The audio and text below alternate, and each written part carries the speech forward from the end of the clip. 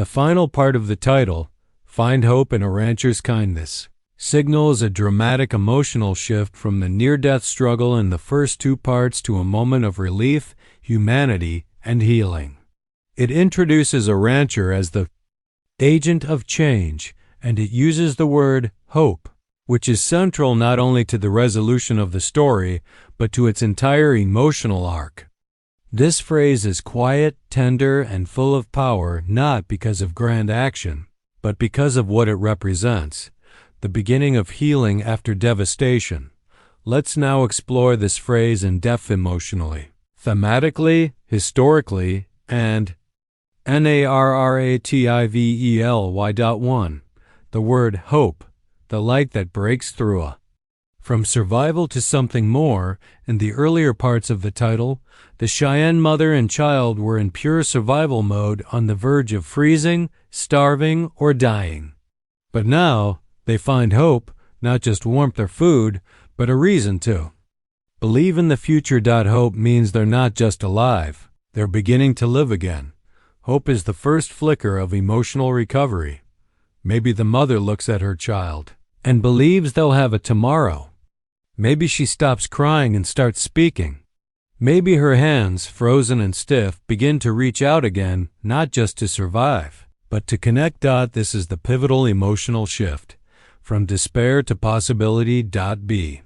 Hope as resistance for a Cheyenne woman and her child. To feel hope in this era is an act of resistance. After being driven from their land, after facing hunger, loss, and erasure, to still hope is to say, "You didn't destroy us."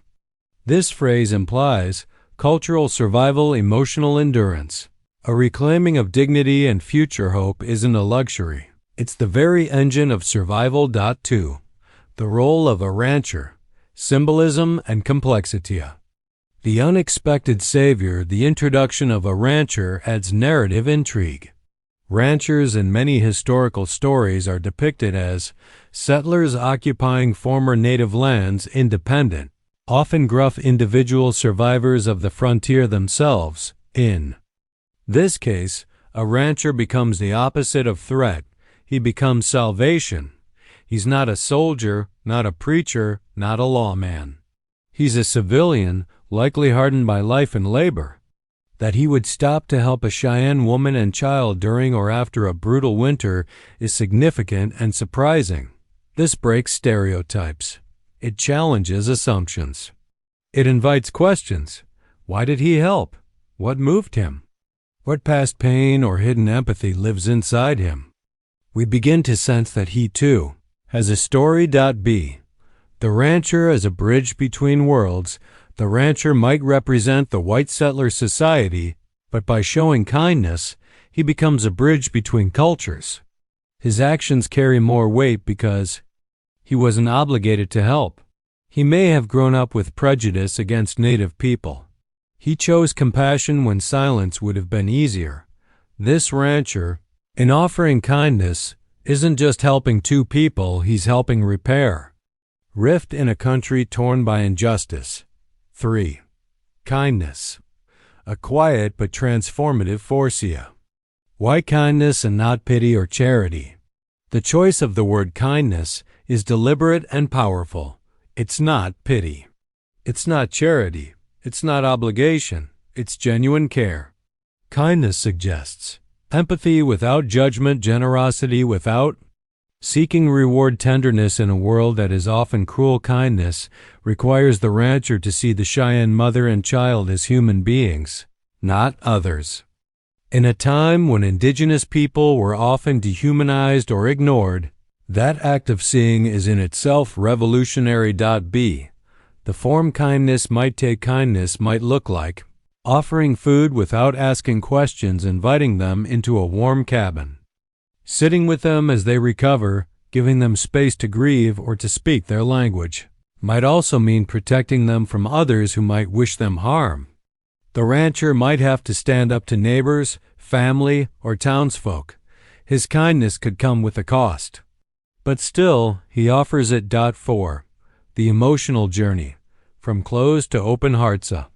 The mother's guarded heart, the Cheyenne mother likely begins this story wary of white men, and with good reason. Her people have been lied to, slaughtered, and driven away. Trusting this rancher would not come easily. She may expect cruelty or abandonment. She may be prepared to fight or flee, but kindness has a way of thawing even the most frozen heart. Slowly, she begins to see. He doesn't look at her with hate. He tends her wounds gently. He helps her child without condescension. Trust builds. Slowly, carefully, painfully, but it builds. B.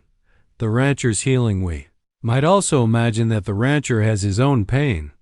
A loss in his past, a wife or child he couldn't save. Guilt over land that once belonged to indigenous people helping. The Cheyenne mother and child is not just about saving them, it's about saving a part of himself. He may not have known what he was missing until he met them. Their presence may rekindle something long buried: compassion, purpose, tenderness. 5. Narrative structure. This is the turning point in classic storytelling structure.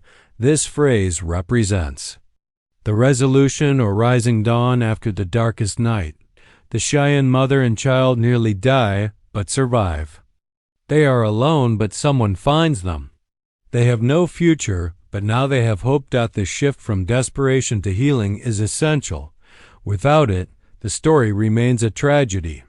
With it, the story becomes a journey of redemption, not just for the mother and child, but perhaps also for the rancher, and even the broken land between them. This part of the title gives us emotional closure and thematic uplift. It tells us the worst is over. Compassion still exists in the world. There is a future beyond suffering. 6. Symbolism and deeper themesa. Crossing cultural lines, this story implicitly involves a cross-cultural encounter. A white settler helping a native family is not just an act of compassion, it's a breaking of social and political boundaries. It's a reminder that human connection can survive even in the ruins of injustice. This moment challenges both characters. The mother must open her heart to someone she might have been taught to fear. The rancher must confront the sins of the society he belongs to and choose not to repeat them. This creates a powerful thematic statement. Healing doesn't begin with laws, it begins with kindness. B. Masculine tenderness. The image of a rancher is often associated with rugged masculinity, silent, stoic, hard-edged. But here, the rancher's greatest strength is his kindness. He uses his hands not just for work, but to warm, to heal, to comfort. This reframes masculinity. It says, real strength includes gentleness. In that way, the rancher becomes a quietly radical figure, not a gunfighter, not a preacher, but a man who simply chooses to care. 7. The future that follows. What happens after kindness? This phrase is not the end of the story, it's the beginning of a new chapter. With hope now present, many paths open. The mother and child might stay with the rancher. They might rebuild their lives on their own terms. They might even teach him their language, share their stories, and begin to reclaim cultural dignity. The relationship could remain a simple act of kindness, or it could evolve into a deeper bond of trust, friendship, or even love. Whatever the future holds, it is now possible because of hope. Conclusion.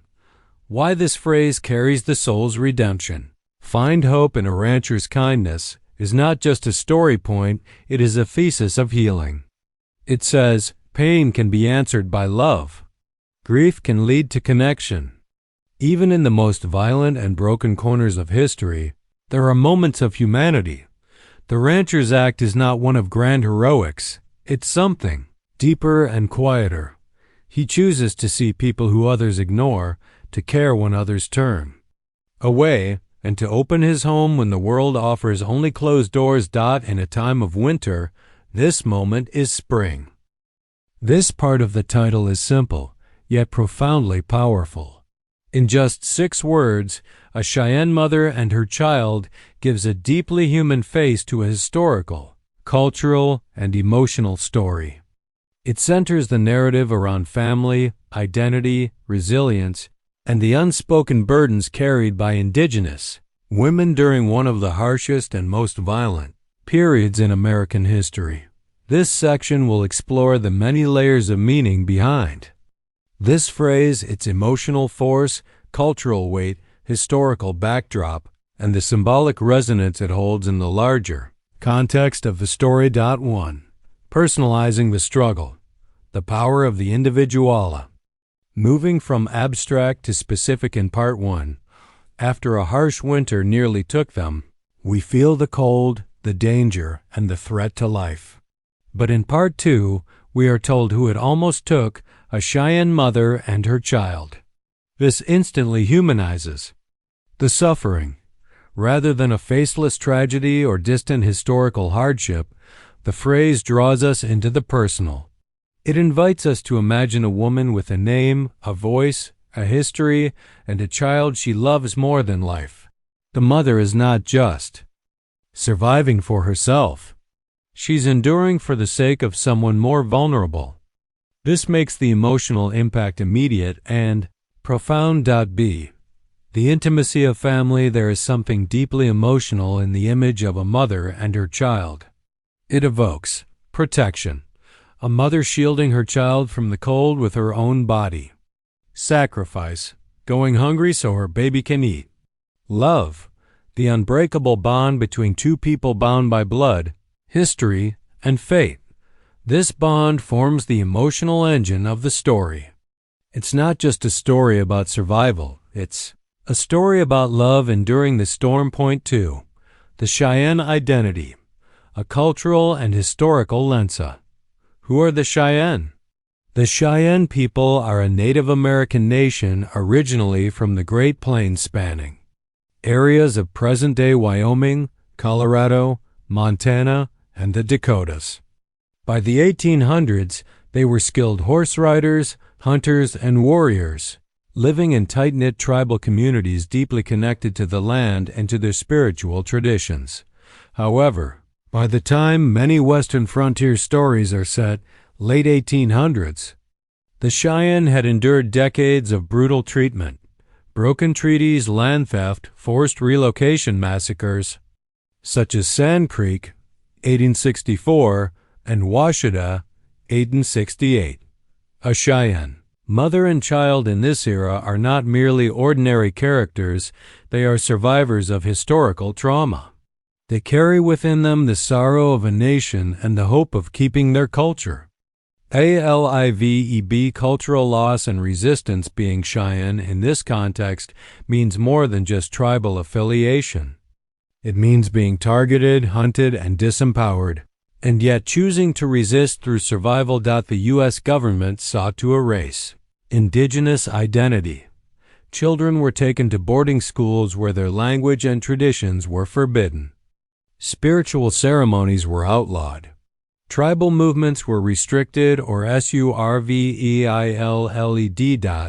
So when we read A Cheyenne Mother and Her Child, we are also reading about a woman passing oral history and values to her child in secret, a mother hiding sacred objects in her clothing, a child who may be the last hope of carrying on the language or spiritual songs of their people. 3. Gendered survival. Indigenous motherhood on the frontier. The burden on Native women. For Indigenous women, survival on the frontier was doubly difficult. They faced the violence of colonization. Rape, abduction, and abuse were common. Racial prejudice from settlers and government agents. Loss of community networks as villages were torn apart. Yet Native women like this Cheyenne mother often became pillars of resilience, leaders in preserving stories, caring for elders, hiding cultural symbols, and protecting children at any cost. Imagine the weight she carries. She may have lost her husband to cavalry violence or disease. She may be raising the child alone, surrounded by a world that sees her as lesser. She may be too young or too old to do this, but she has no choice. Still, she does it. That is the heart of her heroism. B. Motherhood in a time of trauma. A Cheyenne mother is not simply a character, she is a living legacy. Her body holds the memory of pre-colonial life, freedom, hunting, sacred rituals. The scars of what was. Taken land, family, dignity. The seed of what might return if her child survives. Every step she takes through the snow is a statement. You have not erased us. 4. The child. Innocence, symbolism, and fragility. The child is hope. The unnamed child in the story is more than just a character. They are the embodiment of tomorrow. They symbolize continuity of culture, a new generation of Cheyenne people, innocence untainted by war or hatred. The stakes. This child must live, or everything the mother has endured will be for nothing. The child's survival becomes the central question of the narrative. Every decision the mother makes revolves around them. Every danger is more terrifying because it's not just her life at risk. It's the life she created and now must protect. The child's experience. Though young, the child may already carry trauma. He or she may have witnessed death. They may have been cold, sick, or hungry more times than we can count. Their earliest memories may be ones of flight, fear, and silence. And yet, children are resilient. The child may still laugh, still cling to their mother's breast, still smile when the snowflakes fall. This emotional contrast, fragility and joy amid horror, gives the story powerful emotional texture. 5. Narrative role. Why these two characters matter. The heart of the story. This Cheyenne mother and her child are not side characters. They are the emotional and moral heart of the story. Their suffering gives the tale its depth. Their survival gives it meaning. Their bond gives it hope. In the Western genre, which often focuses on outlaws, lawmen, or settlers, centering a Native woman and child is a radical narrative shift. It honors stories often ignored or erased. It challenges the reader to care, not just about heroics, but about everyday endurance in the face of unthinkable odds. Creating contrast with the rancher later in the title. We're told they are rescued by a rancher, but that act of kindness only matters because of what we know about this mother and child.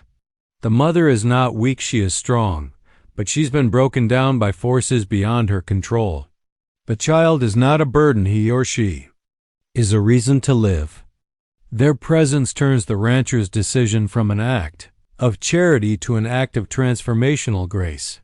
The rancher is changed by them, not just the other way around. 6. Literary and symbolic resonantia. Archetype of the mother and child. Throughout literature, the image of a mother and child is universal. Mary and Jesus in Christianity, symbolizing sacrifice and salvation. Demeter and Persephone in Greek mythology, representing motherhood and loss. Countless war stories where mothers clutch their babies during bombings or plagues. This Cheyenne mother and child join that timeless lineage. They are symbols of life, of pain endured for the sake of others, of the seed that survives the storm. Native representation in fiction. Too often, Native characters are relegated to stereotypes, the savage, the sidekick, the mystic. But here, this woman is a full human being, a mother, a sufferer, a fighter, a protector. And her child, rather than being used as a plot device, is the very center of the emotional narrative. This changes the genre. It transforms a Western into a story about healing, reconciliation, and justice. 7. The tension in the word. The title says a Cheyenne mother and her child, not the. That single word, reminds us she is one of many. Her story is unique but also common. There were hundreds of Cheyenne women and children who endured similar suffering. That single family stands in for a whole generation, the survivors, whose names we may never know, but whose courage shaped the course of history. Conclusion: why this phrase holds the soul of the story. A Cheyenne mother and her child is more than just the introduction of characters, it is the soul of the narrative. It centers a people who were displaced but not destroyed, a woman who refuses to die because she loves too fiercely, a child who may carry the future of a nation within them. By telling this story through their eyes, the narrative gains emotional richness, cultural authenticity, and spiritual resonance. We are reminded that survival is not just about food and shelter, it is about memory, love, and legacy. Their journey is not just one of being rescued, it is one of enduring until rescue is possible. And their bond is not just one of blood, it is a sacred link that no storm, no hunger, no government policy could ever break. The phrase, "after a harsh winter nearly took them," immediately conjures images of a world on the brink of despair. It is not simply a description of a season, it is a story of near death, struggle, and the raw fragility of life. This part of the title sets the emotional and narrative tone for the story, placing the characters, specifically a Cheyenne mother and her child, in a moment of extreme vulnerability. Their survival is not guaranteed, and in fact, it is described as nearly impossible. In this section, we will explore the deep layers within this brief phrase historically, emotionally, symbolically, and narratively. The physical reality of a harsh winter on the frontier. Brutality of the natural world life on the American frontier was unforgiving, and winter was its deadliest season. Sub-zero temperatures, snowdrifts taller than a man, fierce winds, and frozen rivers often made survival a battle not just against the cold, but against hunger, isolation, and time. For Native families like the Cheyenne, whose lives had already been disrupted by war, displacement, and resource loss, a winter could become a death sentence. They lacked adequate shelter due to forced relocations. Hunting grounds had been diminished or claimed by settlers. Many tribal people were herded onto reservations, where food rations were delayed or stolen, and epidemics swept through communities. Already weakened by poverty, a harsh winter, in this context, is more than weather, it's a force of nature that crushes the weak and tests even the strongest. The conditions of surviving such a season required careful preparation. Drying meat in summer, storing fat, collecting firewood, preserving hides for shelter. But what happens if those preparations are lost? What if your husband died in a raid, your home was burned, or the U.S. cavalry drove your band from your land? This is likely the reality for the Cheyenne mother. Her struggle wasn't just cold, it was cold with no food, no fire, no protection. A child clinging to her breast, a body growing thin and weak, frostbite creeping up her toes. She may have wandered through snow-covered forests, her baby wrapped in buffalo hide, hoping to find help only to find emptiness. Her feet bleed, her arms ache. And still, she presses forward. Harsh is too mild a word when you consider all this. The winter was savage. Point 2. Emotional weight. Nearly took them. The shadow of death, the phrase, nearly took them, speaks of a brush with death, a moment in which fate hung in the balance. It is not metaphorical, it is literal. The mother and child were on the edge of dying, perhaps moments away. The child may have stopped crying too weak. The mother may have collapsed in the snow, knowing she had no more strength to go on. This was a final gasp, not a temporary hardship. The cold is indifferent, it does not choose who lives or dies. And for a mother to know she might lose her child to the cold? That is a psychological torment no words can fully describe. B. A story of courage, yet even in that moment starving. Freezing, stumbling, she does not give up. Why? Because of her child. Because of something deep inside her that refuses to die. This phrase, nearly took them, tells a story not only of danger but of resilience. The story is not just about being rescued, but about enduring until the rescue comes. It is about making impossible choices. Maybe the mother gave her last bit of food to her child. Maybe she burned her own shawl to keep him warm. She chose to suffer so he might live. Point 3. Historical context. Indigenous survival after displacement. The Cheyenne in the late 19th century. The Cheyenne people faced terrible hardships during the 1800s, following the Sand Creek Massacre 1864 and the Battle of Washita 1868. Many Cheyenne families were split, hunted, relocated. Women and children, often the most vulnerable, were driven away from ancestral hunting grounds. The buffalo herds that sustained them were slaughtered en masse by white hunters as part of a government-sanctioned campaign to starve the tribes into submission. So when we read a Cheyenne mother and child, we can imagine they are not only fleeing winter, they are fleeing historical injustice. They may be hiding from soldiers, or from settlers who shot her husband, or from the reservation where sickness spread and food never arrived. The winter is not just nature. It is part of a larger war. B. Cultural erosion and isolation. Isolation wasn't just physical. It was cultural. After displacement, the tribal support networks, extended families, medicine men, spiritual rituals were broken. A mother trying to survive alone with a child might have once had aunties, elders, hunters to support her. But now, stripped of her community and land, she faces the snow alone. The harsh winter also symbolizes the coldness of colonization, a system that uprooted families, suppressed language, and punished tradition. She is not just surviving cold weather, she is surviving the collapse of her world. 4. Symbolism and metaphor. Winter as a trial by fire or ice. A winter as a symbol of death and rebirth. In literature, winter is often symbolic of death, stillness, and dormancy, but also the precursor to spring and rebirth. The fact that they survived this winter sets the stage for a transformation. This is their lowest point, the dark night of the soul. Everything that comes after will be shaped by this suffering.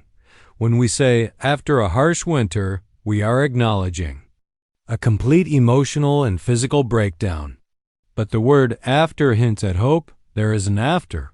There is something beyond pain. That becomes the emotional hook of the entire story. Be cold as emotional distance.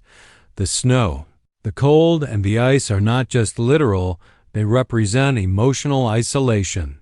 The mother is likely grieving. Maybe her husband is gone. Maybe her village is scattered. She cannot count on anyone. The world has turned its back on her, but this also sets the scene for the emotional warmth of what comes next, a rancher's kindness. In narrative terms, this cold emptiness is necessary to highlight the power of compassion when it arrives. 5. Survival from the child's perspective. The child is symbol of innocence and the future.